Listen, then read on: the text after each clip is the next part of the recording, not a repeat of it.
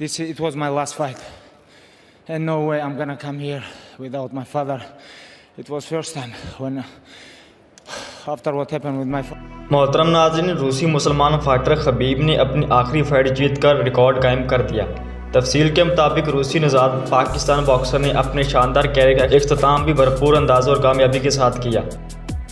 UFC championship का मार्का मानने वाले खबीब ने रिंग में उतरते हुए जबड़ों और बॉडी पर ताबड़तोड़ हमले किए और अपने हरीफ को पिछाड़ कर रख दिया, मगर दूसरे राउंड में हिकमत अमली बदलते हुए उसे नीचे गिराया और उसकी सांस रोक देने जैसा काम किया। नाकाबिले शिकस्त खबीब ने आखिरी मुकाबले में अपने हरीफ जस्टिन को नॉकआउट शिकस्त दी। खबीब के स्कोर की तरफ देखा जाए तो वो 0-29 है, जो कि एक शानदार रिकॉर्ड है।